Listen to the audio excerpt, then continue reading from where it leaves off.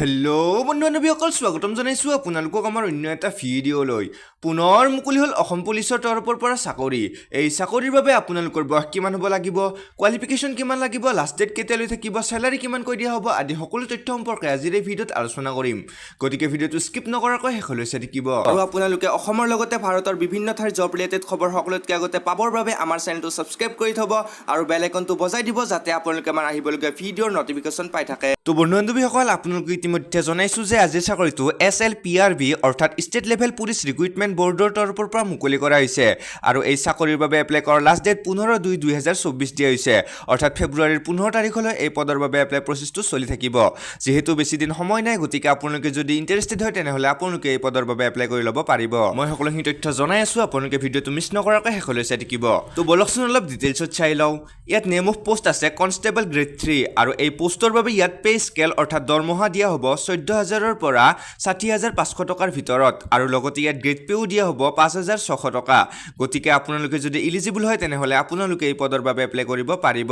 আৰু এই পদৰ বাবে ইয়াত এডুকেশ্যন কোৱালিফিকেশ্যন বিচাৰিছে candidate must be HSLC or equivalent examination pass from a recognised board or council অৰ্থাৎ কেণ্ডিডেটজন অসম চৰকাৰৰ দ্বাৰা স্বীকৃত বৰ্ড বা কাউন্সিলৰ পৰা HSLC অথবা 10 পাছ কৰা হ'ব লাগিব।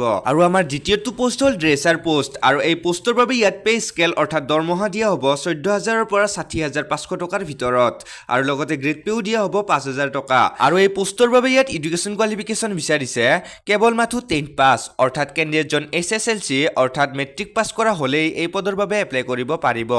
চ' এতিয়া চাওক এলিজিবিলিটি কেতিয়াখিনি। ইয়াত চিটিজেনশ্বিপ আছে candidate must B Indian citizen permanent resident of Assam অৰ্থাৎ কেণ্ডিডেটজন ভাৰতীয় নাগৰিক হোৱাৰ লগতে অসমৰো স্থায়ী বাসিন্দা হ'ব লাগিব। আৰু এই পোষ্টৰ বাবে ইয়াত এজ লিমিট দিয়া আছে 18 বছৰৰ পৰা 40 বছৰলৈ অৰ্থাৎ 18 বছৰৰ পৰা 40 বছৰৰ ভিতৰৰ কেণ্ডিডেটসকলেহে এই পদৰ বাবে এপ্লাই কৰিব পাৰিব।